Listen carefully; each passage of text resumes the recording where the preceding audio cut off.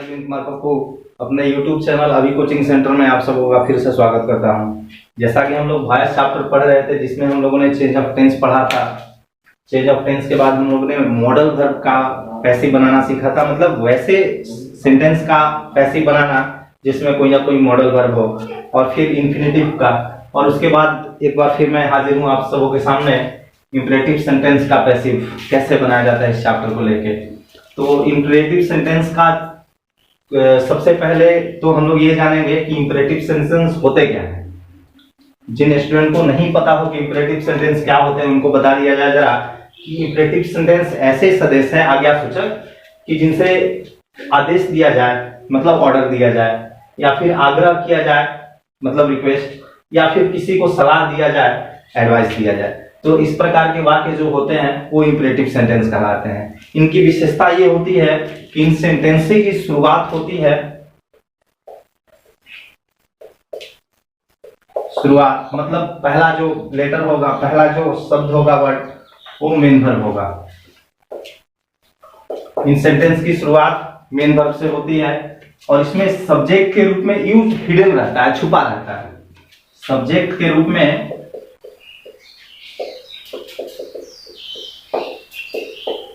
You छुपा रहता है,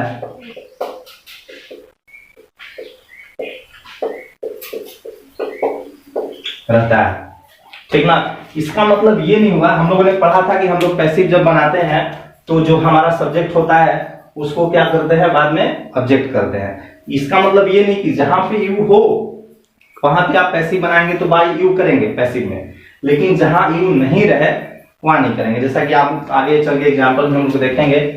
और दूसरी बात कि लेट का प्रयोग होता है इसमें, ये इंपरेटिव सेंटेंस है, इसमें लेट का प्रयोग होता है। तो लेट के बाद जो भी सब्जेक्ट आएंगे, लेट के बाद जिन सब्जेक्ट का भी प्रयोग होगा उनका केस क्या होगा, तो हमेशा ऑब्जेक्टिव केस। ये फैक्ट आपको याद रखने हैं कि शुरुआत मेन वर्ब से होती है, सब्जेक्ट के रूप में यू छुपा रहता है, और लेट के बाद किसी भी सब्जेक्ट का, जो भी सब्जेक्ट आए लेट के बाद, तो उसका केस कौन सा होगा, ऑब्जेक्टिव केस। अगर लेट के बाद, मान लीजिए लेट के बाद कोई सेंटेंस हम दे रहे हैं यहाँ पे कि लेट ही, क्या होगा, ये गलत होगा, नहीं होगा। क्यों गलत होगा भाई? क्योंकि ये जो ही है वो कौन सा केस है, ये नॉमिनेटिव केस है, ये सब्जेक्टिव केस है। तो लेट के बाद अभी हमने पढ़ा कि लेट के बाद एक्सेप्टेबल कौन सा केस है भाई, तो लेट के बाद ऑब्जेक्टिव केस, मतलब लेट के बाद ही का ऑब्जेक्टिव केस क्या है, आप उसको अगर लिखें कि let him go, let him go, उसे जाने दो।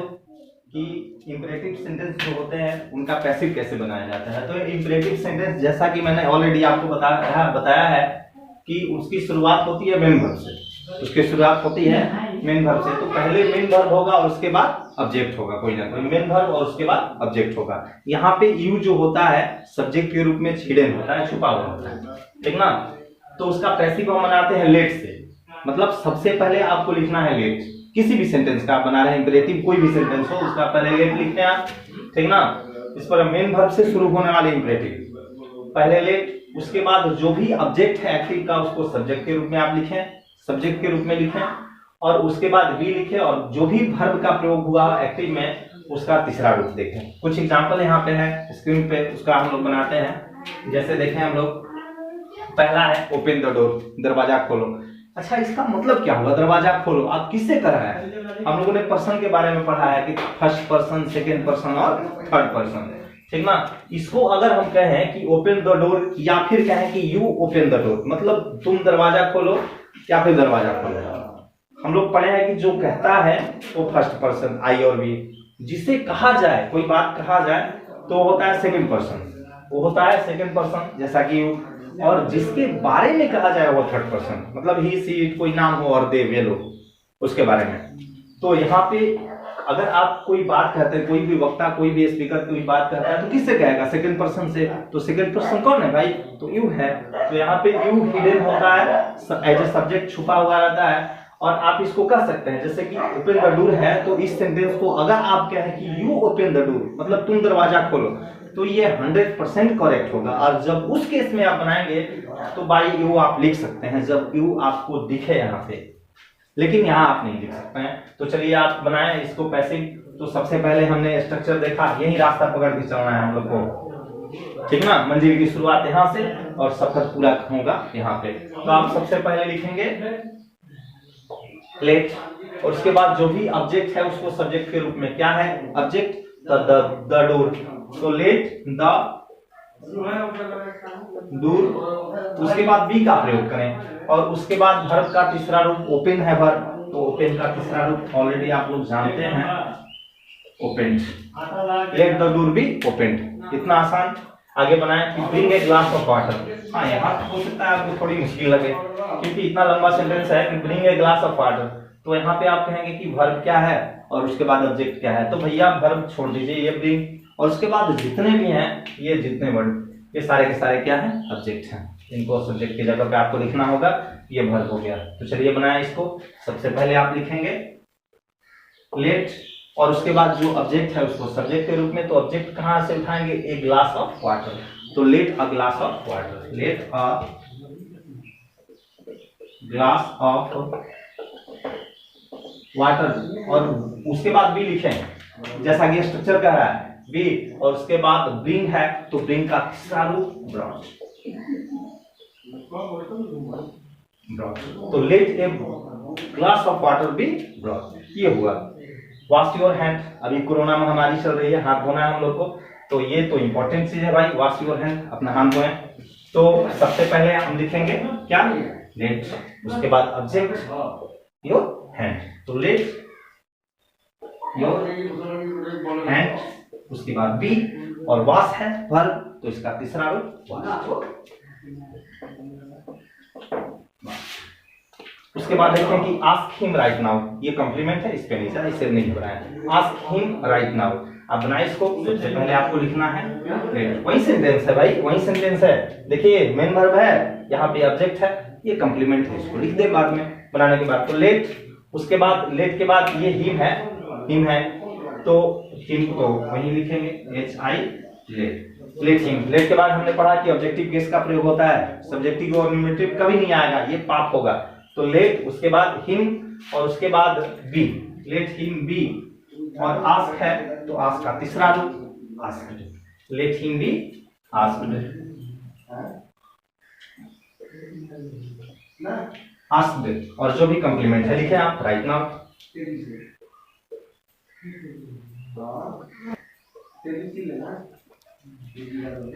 ठीक ना, let him ask right now. और आगे देखें कि रिपेयर योर मोबाइल, तो इसमें भी रिपेयर है मेन वर्ब, योर मोबाइल है ऑब्जेक्ट, तो बनाया कि लेट ऑब्जेक्ट लिखें your mobile, let your mobile, उसके बाद बी, और रिपेयर का तीसरा रूप रिपेयर्ड, ईडी लगाएं।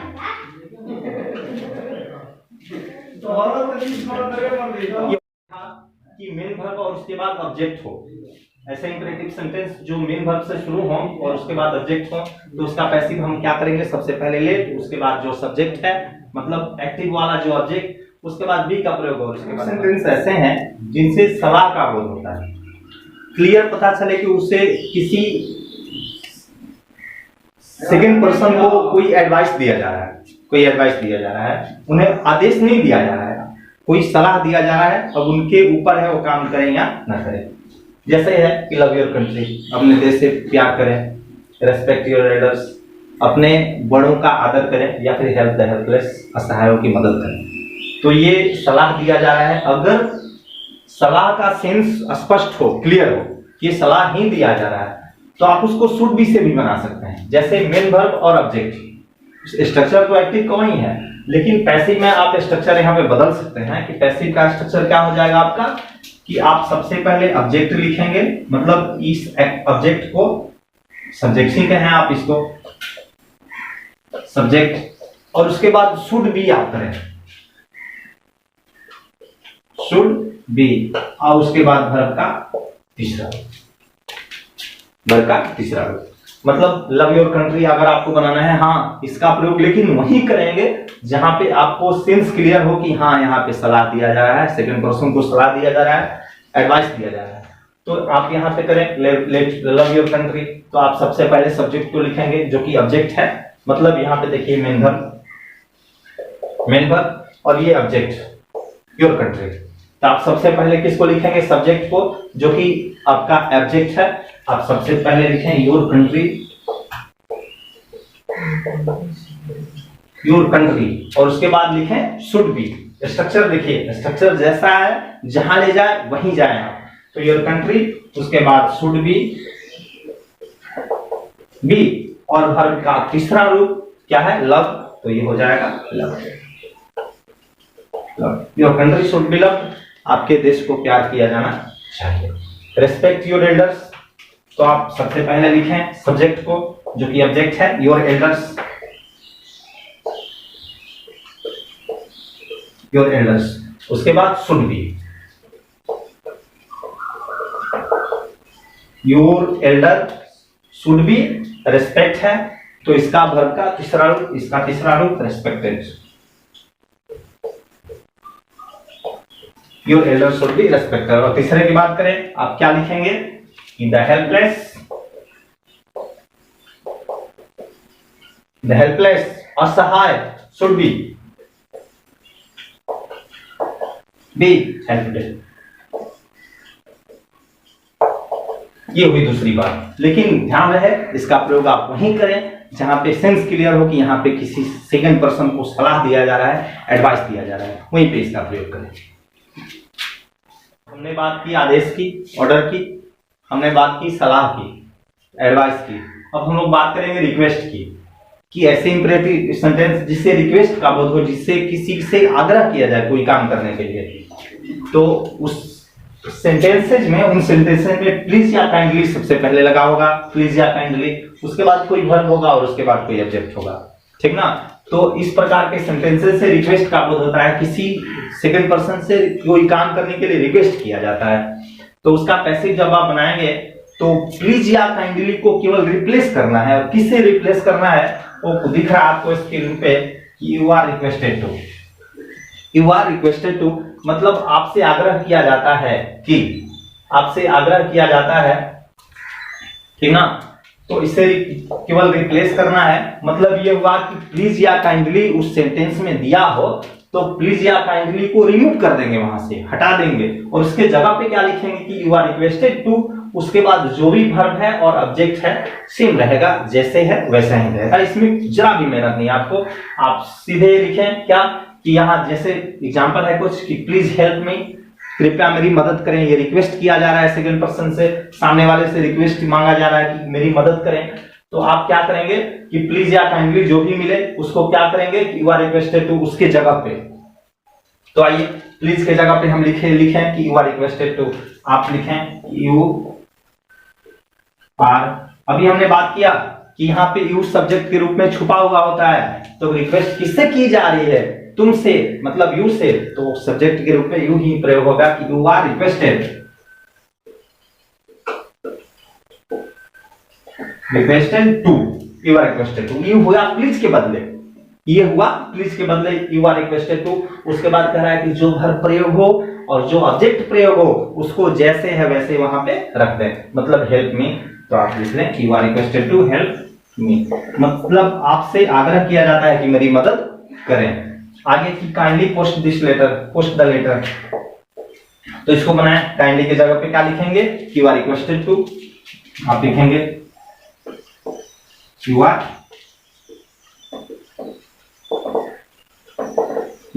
Requested to. और उसके बाद जो वर्ब है और जो ऑब्जेक्ट है तो लिखेंगे पोस्ट द लेटर। आपसे आग्रह किया जाए कि लेटर को पोस्ट करें।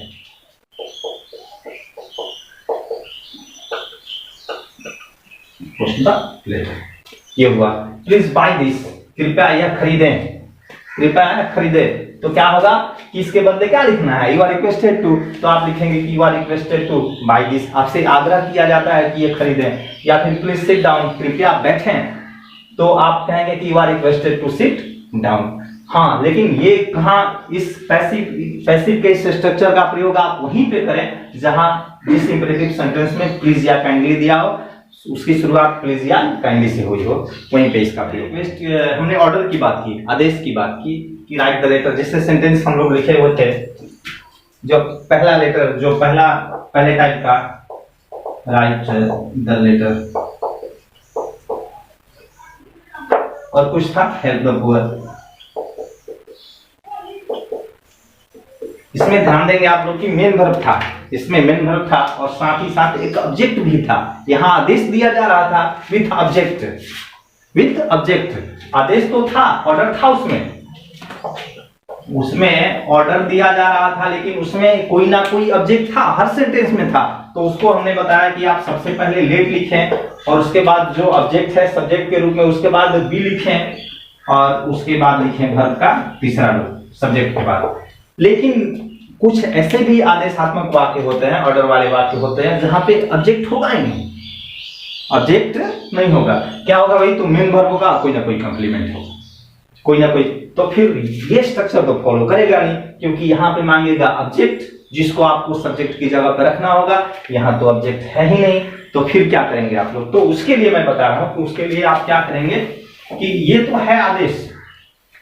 अब इसका सेंस देखें, ये क्या कह रहा है कि गो देयर, वहां जाओ, सिट डाउन, बैठ जाओ, कम हियर, यहां आओ, और फिर बाय दिस, यह खरीदो, यह खरीदो। तो इस प्रकार के सेंटेंस के लिए आप क्या करेंगे? ऑर्डर दिया जा रहा है आपको, आपको आदेश दिया जा रहा है, तो इसका एक्टिव का आप कह सकते हैं कि एक्टिव में क्या, ये मेन वर्ब है, कोई ना कोई अदर वर्ड है, कंप्लीमेंट है। तो इसका पैसिव आप जब भी बनाएंगे, इसका पैसिव आप जब भी बनाएंगे, किसका क्या होगा? मेन वर्ब होगा, कोई ना कोई कंप्लीमेंट होगा, अदर वर्ड होगा, ऑब्जेक्ट नहीं होगा। वहां ऑब्जेक्ट की लैक होगी, कमी होगी, लैक ऑफ ऑब्जेक्ट। तो आप क्या करेंगे कि पैसिव आप करेंगे, आदेश दिया जा रहा है तो आप लिखेंगे कि you are ordered to, you are ordered to. और उसके बाद जो सेम सेंटेंस है ना, जो सेंटेंस है आप लिखते हैं, क्या लिखे आप? मेन वर्ब और प्लस में कंप्लीमेंट जो भी है, कि you are ordered to go there, you are ordered to sit down, you are ordered to come here, you are ordered to buy this. कोई दिक्कत नहीं। मतलब ये हुआ कि इसका प्रयोग आप वहां पे करेंगे जहां आदेश तो होगा, ऑर्डर होगा, सामने वाले को आदेश दिया जाएगा, लेकिन वहां लैक ऑफ ऑब्जेक्ट होगा, ऑब्जेक्ट की कमी हो गई, वहां कोई ऑब्जेक्ट नहीं होगा। तो उसको आप लेट से नहीं बना सकते हैं, क्योंकि लेट से बनाने के लिए आपको कोई ना कोई सब्जेक्ट चाहिए, कोई ना कोई सब्जेक्ट चाहिए जिसे आपको सब्जेक्ट की जगह पर रखना होगा। लेकिन यहाँ पे तो कोई सब्जेक्ट है ही नहीं, तो आप इसको इस स्ट्रक्चर से बनाएंगे कि यू आर ऑर्डर टू, जैसे पहले वाले को बनाया जाए, पहले वाले को आप खुद से कर सकते हैं। तो क्या होगा कि यू आर ऑर्डर टू, आप लिखेंगे आंख बंद करके यू आर। बात करेंगे हम लोग इस ऐसे इंपरेटिव की जिसमें दो ऑब्जेक्ट हों और उनका स्ट्रक्चर। देखिए दो ऑब्जेक्ट वाला दो स्ट्रक्चर हम बात करेंगे, दो स्ट्रक्चर की। लेकिन पहले बात करें कि वर्ब के पहले एक ऑब्जेक्ट हो और वर्ब के बाद एक ऑब्जेक्ट हो। जैसे लेट हो, सबसे पहले लेट, उसके बाद कोई इनडायरेक्ट ऑब्जेक्ट हो। डायरेक्ट और इनडायरेक्ट ऑब्जेक्ट की बात हम लोग ऑलरेडी कर चुके हैं ट्रांजिटिव एंड इनट्रांजिटिव वर्ब वाले वीडियो में, जिसमें हम लोगों ने देखा था कि इनडायरेक्ट ऑब्जेक्ट ऐसे ऑब्जेक्ट हैं जिनसे किसी व्यक्ति का बोध हो, जिससे किसी व्यक्ति का बोध हो, और ऐसे ऑब्जेक्ट जिनसे किसी वस्तु का बोध हो तो होते हैं डायरेक्ट ऑब्जेक्ट। जैसे किसी एग्जांपल में हम लोग लेके देखते हैं कि let them read the book, let them read the book, उन्हें किताब पढ़ने दो, उन्हें किताब पढ़ने दो। तो यहाँ पे देखिए ऑब्जेक्ट लेट हुआ, इनडायरेक्ट ऑब्जेक्ट, देम मतलब वे लोग, वो लोग, उन लोगों को। तो ये क्या हुआ, इनसे किस चीज का बोध हो रहा है, वस्तु का या व्यक्ति का? तो व्यक्ति का बोध हो रहा है ना, तो ये इनडायरेक्ट ऑब्जेक्ट है। उसके बाद वर्ब का पहला रूप है और फिर लास्ट में है डायरेक्ट ऑब्जेक्ट जिससे किसी वस्तु का बोध हो रहा हो। सारे सेंटेंस, ये चार सेंटेंस हमने दिए हुए हैं, तो चार सेंटेंस का स्ट्रक्चर वही है। तो इनका अगर आप पैसिव बनाने जा रहे हैं तो लेट तो अपने जगह पे रहेगा, और फिर इनडायरेक्ट को आप बाद में भेजेंगे और डायरेक्ट को लाएंगे लेट के बगल में।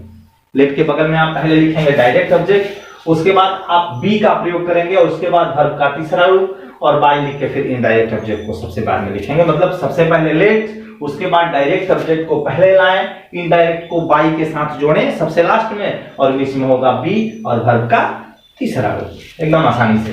तो सबसे पहला हम बनाते हैं, जरा आपको क्या लिखना है, सबसे पहला नंबरिंग दे दी हूं आपकी सुविधा के लिए।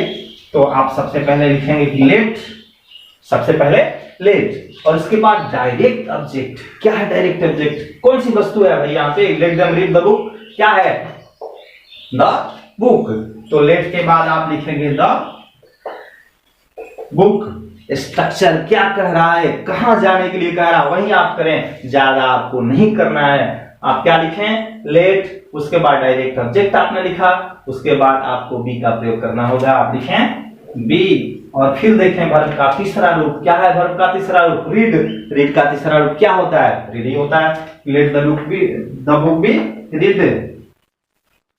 उसके बाद कह रहा है स्ट्रक्चर की बाई लिखें, और जो भी इनडायरेक्ट ऑब्जेक्ट है उसको सबसे बाद में लिख दें। हालांकि यहाँ पे सुविधा आपको ये मिलेगी कि लेट के बाद जो भी अब सब्जेक्ट आता हो उसका केस क्या होता है बाबू, ऑब्जेक्टिव केस होता है। और बाई के बाद जो ऑब्जेक्ट के रूप में आप प्रयोग करते हैं, तो यहाँ पे भी आपको कौन सा केस चाहिए, ऑब्जेक्टिव केस। तो जो भी है उठा के वहां पे आपको रख देना है। तो लिखेंगे आप बाई देम। नहीं बात समझ में आई? एक बार फिर हमने बताया कि लेट के बाद कोई सब्जेक्ट जो होता है, कोई संज्ञा होती है, किस केस में होती है, किसमें, ऑब्जेक्टिव केस में, ऑब्जेक्टिव केस में। और जब ऑब्जेक्ट के रूप में आपको लिखना है तो ऑब्जेक्ट के रूप में लिखना ही है, तो ऑब्जेक्टिव केस होगा ही, तो डायरेक्ट आप लिखते हैं, मतलब लेट, उसके बाद indirect object the book, be, और वर्ब का तीसरा रूप बाई, और फिर इनडायरेक्ट ऑब्जेक्ट जो है। तो आपका क्या बना कि let the book be read by them. आगे बनाए, दूसरा बनाए हम लोग, let her Singh a song, उसे एक गीत गाने दो, उसे एक गीत गाने दो। आप बनाए, सबसे पहले आपको लिखना है लेट, कहीं रास्ता पकड़ के जाना है आपको, इधर उधर नहीं जाना है, ना बाएं ना दाएं, सीधा जाइए आप, लेट। उसके बाद आपको लिखना है डायरेक्ट ऑब्जेक्ट क्या है, a song, let a song, let a song. उसके बाद कह रहा है बी, उसके बाद स्ट्रक्चर देखें आप, बी, उसके बाद वर्ब का तीसरा रूप सिंग है, वर्ब का तीसरा रूप क्या होगा, ये सिंग का, सिंग sang संग। तो let a song be sung by, नहीं यहाँ पे मिस्टेक हो गया, ये तो by her, let a song be sung by her. तीसरे की बात करें कि let him play cricket, let him play cricket, let आप लिखेंगे, इनडायरेक्ट ऑब्जेक्ट लिखेंगे let cricket, let cricket be play by,